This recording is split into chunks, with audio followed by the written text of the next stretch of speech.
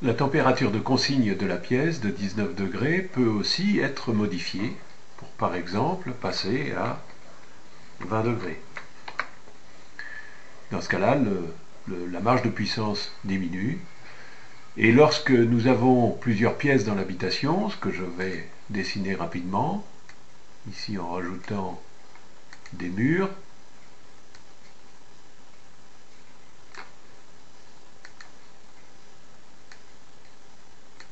voilà, je viens de rajouter une pièce à mon habitation. Cette pièce actuellement n'est pas chauffée, je n'ai pas de chauffage à l'intérieur, donc Archimiste calcule la température à l'intérieur qui va être dépendante de la température extérieure et de l'apport de température par rayonnement au travers du mur entre la pièce chauffée et la pièce non chauffée.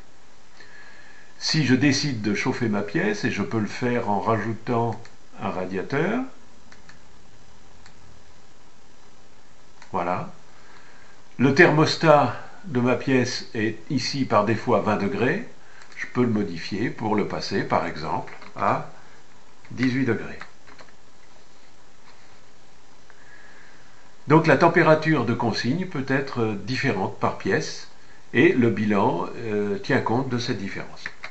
Enfin, je peux ajouter des ouvertures qui sont soit des fenêtres, des portes ou des circulations d'air comme des gaines, des ouvertures sans volet ou sans moyen de fermeture.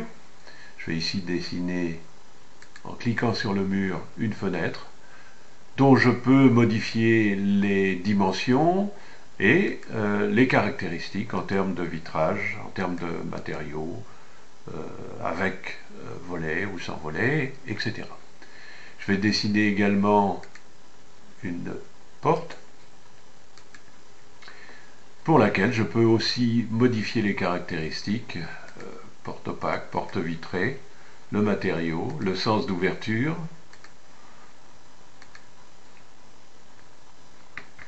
Bien entendu, les ouvertures sont prises en compte dans le calcul de déperdition et dans la consommation annuelle en temps réel. Remarquez que mes murs sont exposés ici au nord, à l'est, au sud et à l'ouest. Cette exposition va conditionner les apports thermiques au travers notamment des ouvertures. Je peux modifier l'exposition à l'aide de la rose des vents, qui est ici. Je déplace en la sélectionnant en son centre, et que je peux faire tourner de cette façon-là. Vous voyez maintenant que l'exposition nord est de ce côté-ci, et l'ouest est ici. Lorsque mon projet est terminé, je peux le sauvegarder en faisant projet enregistré. Je donne un nom à ce projet.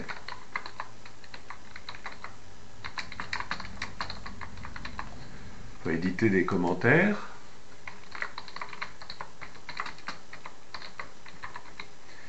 Et je décide du niveau de partage de mon projet. Soit ce projet est privé, soit je souhaite le partager avec l'un de mes amis, et dans ce cas je donnerai l'adresse email de cet ami qui sera notifié automatiquement, soit je publie un projet tout public, c'est-à-dire adressé à tous les utilisateurs d'Archimiste, et cette possibilité est réservée aux partenaires d'archimiste.com. Je décide de sauvegarder mon projet en privé, ce qui est fait. Si maintenant je quitte l'éditeur, je vais retrouver mon projet dans la liste des projets privés avec le nom que je viens de lui donner.